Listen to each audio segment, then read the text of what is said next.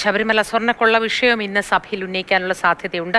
ഇരുപക്ഷങ്ങളും വാദങ്ങളും പ്രതിവാദങ്ങളും ഉയർത്താൻ ഉള്ള സാധ്യതയാണ് കാണുന്നത്. ശബ്ദമുഖരിതമാവാനും സാധ്യതയുണ്ട്. TS ഹരികൃഷ്ണ വിവരങ്ങളുമായി നമുക്കിപ്പം ടെലിഫോൺ ലൈനിൽ ചേരുന്നുണ്ട്. Harikrishna, good morning. സഭാ നടപടികൾ ആരംഭിച്ചല്ലോ.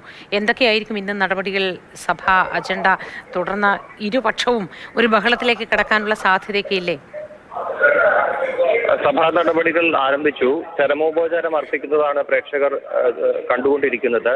നിയമസഭയിൽ സ്വർണ്ണക്കൊള്ള വിഷയം, ശബരിമല സ്വർണ്ണക്കൊള്ള വിഷയം ഉന്നയിക്കാനാണ് പ്രതിപക്ഷം ഉന്നയിക്കുന്നത്. സഭാ നടപടികളുടെ തുടക്കത്തിൽ തന്നെ ഈ വിഷയം ഉന്നയിക്കാനാണ് പ്രതിപക്ഷത്തിന്റെ ഉദ്ദേശം. അതായത് നേരത്തെ അടിയന്തര പ്രമേയമായോ അല്ലെങ്കിൽ മറ്റ് നടപടിക്രമങ്ങളുടെ ഭാഗമായോ ഈ വിഷയം, ശബരിമല സ്വർണ്ണക്കൊള്ള വിഷയം ഉന്നയിക്കുമെന്നാണ് നമ്മൾ പ്രതീക്ഷിക്കുന്നത്. പക്ഷേ നിയമസഭ തുടങ്ങുന്നതിന്റെ തുടക്കത്തിൽ തന്നെ ഈ വിഷയം ഉന്നയിക്കാനാണ് പ്രതിപക്ഷത്തിനിടയിലെ ധാരണ. അതായത് ഇപ്പോൾ ചരമോപചാരം കഴിഞ്ഞ ഉടൻ തന്നെ ഈ വിഷയം പ്രതിപക്ഷ നേതാവ് സഭയിൽ ഉന്നയിക്കും. വലിയൊരു പ്രതിഷേധത്തിനുള്ള സാധ്യത സഭയിൽ കാണുന്നുണ്ട്. അതായത് പ്രതിപക്ഷം സഭയിൽ ഈ വിഷയം ഉന്നയിച്ചാൽ അതൊരു വിശാലമായ ചർച്ചയ്ക്ക് തയ്യാറാകണം എന്നുള്ളതായിരുന്നു സർക്കാർ നിലപാട്. അടിയന്തര പ്രമേയമായോ മറ്റേതെങ്കിലും നടപടിക്രമമായോ വിഷയം ഉന്നയിക്കാനാണ് പ്രതിപക്ഷത്തിന്റെ നീക്കമുണ്ടായിരുന്നത്. ഈ അറസ്റ്റിലായവരുടെ CPM ബന്ധവും കടകംപള്ളി സുരേന്ദ്രനെതിരായ പോറ്റിയുടെ മൊഴിയും ആയുധമാക്കാനായിരുന്നു പ്രതിപക്ഷത്തിന്റെ ഉദ്ദേശം.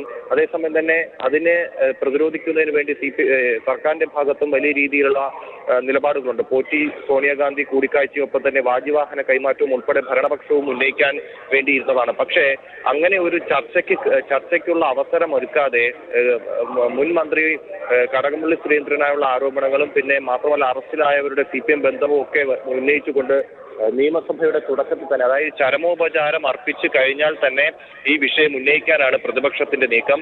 നേരത്തെ ഈ ചോദ്യോത്തരവേള ഉണ്ടാകില്ല എന്നുള്ള കാര്യം സഭാ നടപടിക്രമങ്ങൾ നേരത്തെ അറിയിച്ചിരുന്നു. ഇന്നും നാളെയും ഒന്നും ചോദ്യോത്തരവേളയില്ല. ഇപ്പൊ ശൂന്യവേളയോടെയാണ് സഭാ നടപടികൾ തുടങ്ങുന്നത്. അപ്പൊ ആ സമയത്ത് തന്നെ ഈ ശബരിമല വിഷയം സഭയിൽ ചർച്ചയാക്കി ഒരു പ്രതിഷേധ പ്രകടനവും പിന്നെ അത് സംബന്ധിച്ചുള്ള ഭരണ പ്രതിപക്ഷ ഒരു പ്രതിവാദങ്ങൾക്ക് നമുക്ക് വേദിയാകാനാണ് സഭയിൽ സാധ്യത. ശരി, TS ഹരീഷാണ് വിശദവിവരങ്ങൾ പങ്കുവച്ചത്. ചരമോപചാരം അർപ്പിക്കലാണ് ആദ്യം നടക്കുന്ന നടപടി. സ്പീക്കർ സംസാരിക്കുകയാണ് ഇപ്പോൾ സഭയിൽ. ഇതിനിടയിൽ തന്നെ പ്രതിഷേധവും അവിടെ ഒരിടത്ത് തുടങ്ങിയിട്ടുണ്ട്. സഭ തുടങ്ങിയ സമയം മുതൽ ഈ കാര്യങ്ങൾ സംസാരിക്കാൻ, സ്വർണ്ണക്കൊള്ളയുമായി ബന്ധപ്പെട്ട കാര്യങ്ങൾ സംസാരിക്കാൻ ആവശ്യം ഉന്നയിക്കാനായി എഴുന്നേൽക്കുന്ന പ്രതിപക്ഷ നേതാവിനെയും നമ്മൾ കണ്ടതാണ്. അപ്പോഴാണ് സഭാ നടപടികളിൽ ആദ്യം ചരമോപചാരം അർപ്പിക്കലാണ് എന്ന് സ്പീക്കർ അറിയിക്കുന്നത്. തുടർന്ന് തത്സമയം കാണുന്നത് ചരമോപചാരം അർപ്പിക്കലാണ്. സ്പീക്കർ സഭയിൽ സംസാരിക്കുന്നത്. വിശദവിവരങ്ങൾ പങ്കുവച്ചത് TS ഹരീഷയാണ്. എതിർപ്പുകളെ പുഞ്ചിരിയോടെ നേരിട്ടിരുന്ന അദ്ദേഹം കേരള കോൺഗ്രസ് പ്രസ്ഥാനത്തിൻ്റെ കരുത്തുറ്റ ശബ്ദമായിരുന്നു. വിയോഗവേളയിൽ അദ്ദേഹം അവശേഷിപ്പിച്ച പോകുന്നത് ആദർശശുദ്ധിയുള്ള ഒരു രാഷ്ട്രീയ പാരമ്പര്യമാണ്. അന്തരിച്ച മഹത് വ്യക്തികളുടെ ആദർശസൂചകമായി നമുക്ക് അല്പസമയം എഴുന്നേറ്റ് നിൽക്കാം.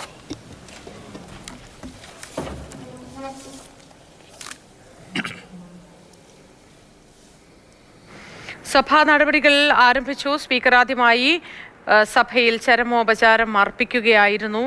അതിന് ശേഷമായിരിക്കും ചോദ്യോത്തരവേള ഉണ്ടാകില്ല. ശൂന്യവേളയിൽ സ്വർണ്ണക്കൊള്ളയുമായി ബന്ധപ്പെട്ട വിഷയം ഉന്നയിക്കാനും ഇരു ഭരണപക്ഷവും പ്രതിപക്ഷവും സഭയിൽ സംസാരിക്കാനുമാണ് സാധ്യത.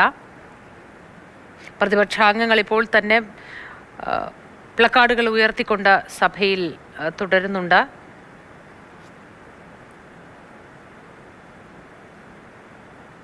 സഭ തുടങ്ങിയ സമയം മുതൽ പ്രതിപക്ഷാംഗങ്ങളൊക്കെ പ്ലക്കാർഡുകൾ ഉയർത്തിക്കൊണ്ടാണ് സഭയിൽ തുടരുന്നത്. നിയമസഭയിൽ വലിയ പ്രതിഷേധം ഉയരുന്നുണ്ട്.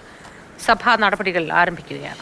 ബഹുമാനപ്പെട്ട അംഗങ്ങളായ ശ്രീമതി ശാന്തകുമാരി K, OS അംബിക, ശ്രീമതി ഉമാ തോമസ് എന്നിവരെ 15ാം കേരള നിയമസഭയുടെ 16ാം സമ്മേളനത്തേക്കുള്ള ചെയർമാൻ പേഴ്സൺമാരുടെ പാനലിലേക്ക് നാമനിർദ്ദേശം ചെയ്തിരിക്കുന്നു. യെസ്.